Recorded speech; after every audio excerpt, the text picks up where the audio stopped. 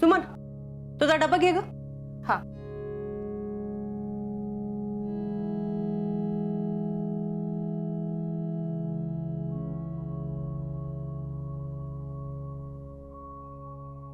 वय ग शीतलचा एखादा साडीतला फोटो आहे का आपल्याकडं? का? अगं आता मुलं बघायची म्हणजे बायोडाटा आणि फोटो पाठवाय नको का? वय पण शीतलीचा साडीतला फोटो कुठे आहे आपल्याकडं? हा, ती दाखवायला काढतात ना, तसा फोटो काढायला पाहिजे तिचा. ती बरं काढून देईल.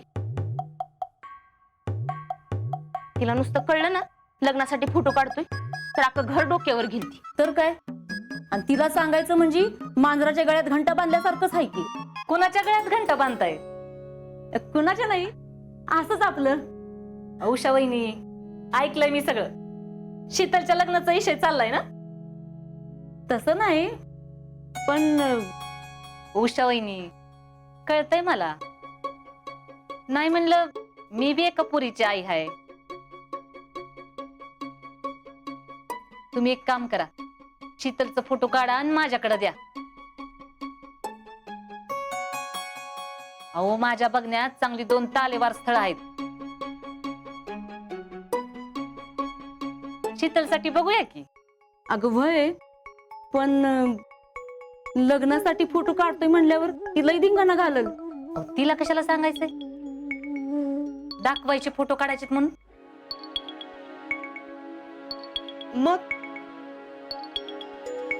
मग सांगायचं काय तिला? काय सांगायचंय तवा? तुम्हाला नाही माहित आमची शीतल काय आहे ती. सुमन, राहू द्या, मला चांगलंच माहितीये शीतल कशी आहे. डबा भरला का? होय, हे काय भरायलाच लागले. तुम्ही कधी आला पुष्पा काकी? अगं आत्ताच आले. बाहेर दुकानात कोण नाही ना, म्हणून आवाज द्यायला आत आले. तुमचा आजा बी आलाय बाहेर. होय, आले असतील. हॉस्पिटलला निघालेत ना. तुम्ही डबा देणार आहे म्हणून कळलं ना. काके पटकन डबा भरा की. होय भरते की. शीतल, तुझं जरा साडीतलं फोटो काढायचे बर का. साडीतले फोटो कशाला? सुमनच्या पार्लरच्या जाहिरातीसाठी काढायचे.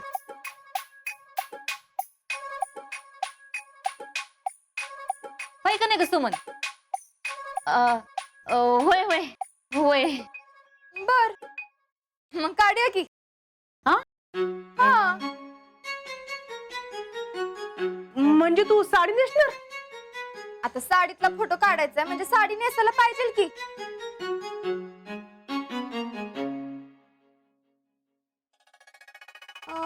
मी काय म्हणती, एखादा दुसरा फोटो चालणार नाही का? म्हणजे ड्रेस मध्ये. नाही नाही नाही नाही नाही. का?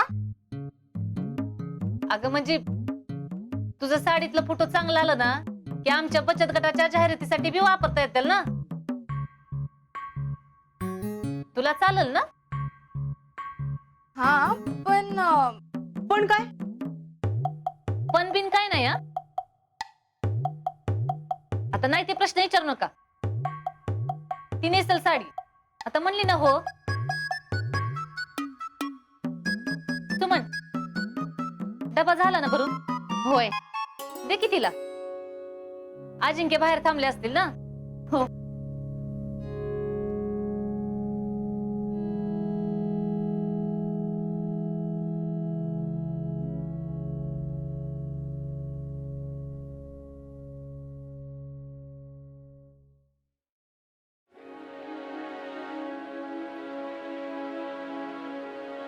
शेतीचं जर लगीन लावून दिलं तर मग अजिंक्यसोबत तिचं नाव जोडलं जायचं नाही. पुष्पा, आता तुझं काम एकच, त्या शेतीचा लवकरात लवकर पार उडून द्यायचा.